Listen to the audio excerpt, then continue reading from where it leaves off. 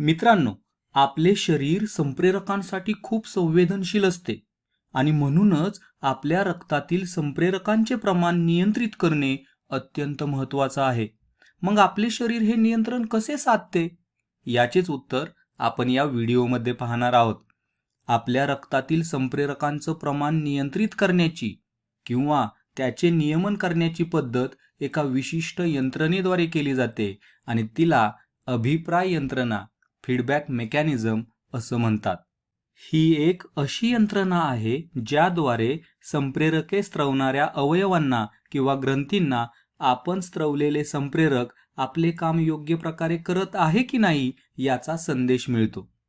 त्या संदेशाच्या आधारेच ग्रंथी अधिक संप्रेरके स्त्रवायची की कमी हे ठरवते. ही संकल्पना अधिक चांगल्या प्रकारे समजून घेण्यासाठी आपण एक उदाहरण पाहूयात. तर येथे आपण स्वादुपिंड आणि इन्सुलिन यांचं उदाहरण घेऊया. रक्तातील साखरेची पातळी व्यवस्थित करण्यासाठी या उदाहरणाचं खूप महत्त्व आहे. जेव्हा रक्तातील साखरेची पातळी एका विशिष्ट मर्यादेपलीकडे वाढते तेव्हा स्वादुपिंड ती कमी करण्याचा प्रयत्न करते आणि हे करणे शरीरासाठी अत्यंत आवश्यक असतं. जर आपल्या रक्तात साखरेचे प्रमाण खूप जास्त झाले तर ती साखर आपल्या रक्तवाहिन्यांना नुकसान पोहोचवू शकते. परिणामी रक्त सर्व पेशीपर्यंत पोहोचू शकत नाही, ऑक्सिजनचा पुरवठा खंडित होऊ शकतो आणि पेशी मृत होऊ शकतात. ते अत्यंत विनाशकारी ठरू शकतं. म्हणूनच रक्तातील साखरेची उच्च पातळी आपल्यासाठी खूप धोकादायक असते. जेव्हा स्वादुपिंडाला रक्तातील साखरेची उच्च पातळी आढळते तेव्हा ते त्वरित इन्सुलिन नावाचं संप्रेरक स्त्रवते. इन्सुलिन रक्तात मिसळते आणि शरीरातील सर्व पेशींना रक्तातील अधिक साखर शोषून घेण्याचा संदेश देते. परिणामी रक्तातील साखरेची पातळी कमी होते आणि आपण त्या धोक्यामधून बाहेर येतो. उदाहरणार्थ, जेव्हा आपण केक किंवा चॉकलेट सारखा एखादा पदार्थ खातो तेव्हा रक्तातील साखर वाढते, बरोबर? मग रक्तातील साखर वाढले की स्वादुपिंड काय करतं? इन्सुलिन स्त्रवतं. मग ते इन्सुलिन काय करतं? पेशींना अधिक साखर शोषायला सांगतं आणि रक्तातील साखरेची पातळी कमी होते. पण कल्पना करा, जर ही प्रक्रिया अविरत चालू राहिली तर काय होईल? रक्तातील साखरेची पातळी सतत कमी होत जाईल आणि एका क्षणी ती खूपच कमी होऊन जाईल. हे देखील आपल्यासाठी वाईट आहे, कारण आपल्याला ऊर्जेसाठी साखरेची गरज असते. जर रक्तात साखरच नसेल तर शरीराला ऊर्जा मिळणार नाही. मग इथंच आपली ही अभिप्राय यंत्रणा त्याची महत्त्वाची भूमिका बजावते. जेव्हा रक्तातील साखरेची पातळी एका विशिष्ट मर्यादेपेक्षा कमी होते तेव्हा तो संदेश स्वादुपिंडाला पाठवला जातो.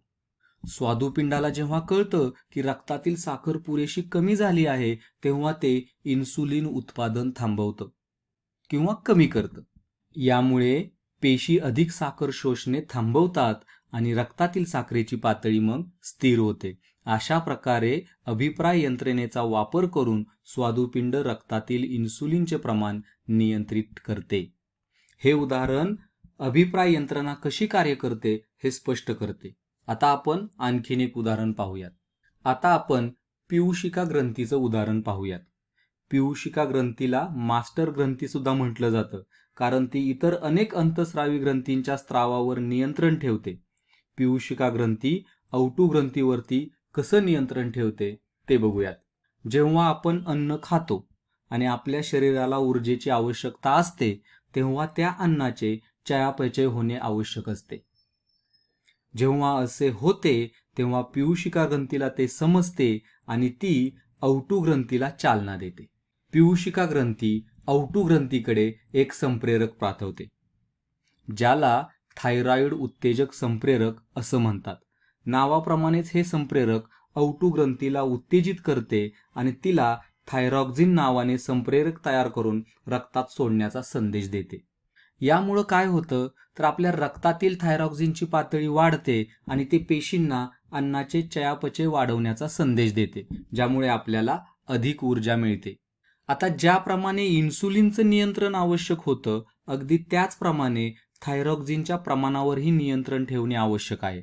अन्यथा चयापचय प्रक्रिया गरजेपेक्षा जास्त वाढेल. हे नियंत्रण देखील अभिप्राय यंत्रणेद्वारेच केले जाते. जेव्हा रक्तातील थायरॉक्सिनची पातळी एका विशिष्ट मर्यादेपलीकडे वाढते तेव्हा तो संदेश पियूषिका ग्रंथीला परत पाठवला जातो. पियूषिका ग्रंथीला हा संदेश मिळताच तिच्या लक्षात येते की रक्तात पुरेसे थायरॉक्सिन आहे. त्यामुळे ती औटू ग्रंथीकडे थायरॉइड उत्तेजक संप्रेरक पाठवणे थांबवते. परिणामी औटू ग्रंथी थायरॉक्सिनचे उत्पादन थांबवते आणि रक्तातील त्याची पातळी नियंत्रित राहते. हे उदाहरण सुद्धा आपली अभिप्राय यंत्रणा किती शक्तिशाली आहे हेच दाखवतं. आता या उदाहरणाशी संबंधित एका आरोग्याच्या समस्येवरती आपण चर्चा करूयात. या पियूषिका ग्रंथीच्या कार्यामध्ये आयोडीनच्या कमतरतेचा विषय परीक्षेच्या दृष्टिकोनातून खूप महत्त्वाचा आहे. थायरॉक्सिनच्या निर्मितीमध्ये आयोडीनची खूप महत्त्वाची भूमिका आहे, ते आता आपण समजून घेऊयात. आता या औटू ग्रंथीला थायरॉक्सिन तयार करण्यासाठी आयोडीन या घटकाची आवश्यकता असते. जेव्हा पियूषिका ग्रंथीकडून औटू ग्रंथीला थायरॉइड उत्तेजक संप्रेरक मिळते तेव्हा ते आयोडीन शोषून घेते आणि त्याचा वापर करून थायरॉक्सिन तयार करते आणि ते रक्तामध्ये सोडते. जर आपल्या शरीरात पुरेसं आयोडीन नसेल तर काय होते बघा.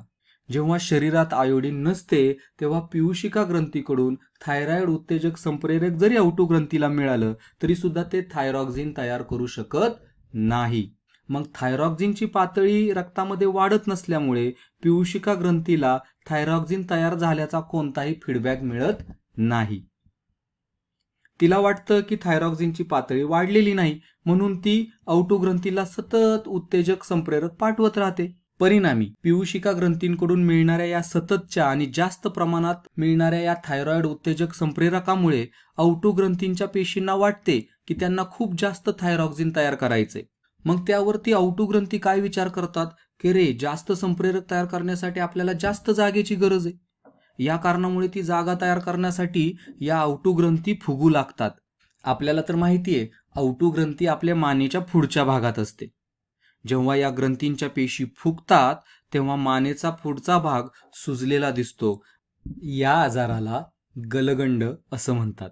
आपलं शरीर स्वतःहून आयोडीन तयार करू शकत नाही म्हणूनच आपल्या आहारात आयोडीनचा समावेश करणं आवश्यक आहे. या समस्येवरील उपाय म्हणजे आयोडीनयुक्त मीठ वापरणं. मीठ बहुतेक लोकांच्या आहाराचा एक अविभाज्य भाग असल्याने आयोडीनयुक्त मिठाच्या वापरामुळे लोकांना त्यांच्या आहारातून पुरेसे आयोडीन मिळेल याची खात्री करता येते. अशा प्रकारे आयोडीनची उपलब्धता आणि औटू ग्रंथींचं आरोग्य यांचा थेट संबंध आहे. तर थोडक्यात सारांश असा, जेव्हा एखादी ग्रंथी रक्तात संप्रेरक स्त्रवते तेव्हा ते संप्रेरक आपलं काम योग्य प्रकारे करत आहे की नाही याचा संदेश त्या ग्रंथीला परत पाठवला जातो. या संदेशाच्या आधारे ती ग्रंथी आपल्या स्त्रावाचे प्रमाण नियंत्रित करू शकते. ही अभिप्राय यंत्रणा आपल्या रक्तातील संप्रेरकाचं प्रमाण नियंत्रित करते. इथंच थांबूया मित्रांनो. धन्यवाद.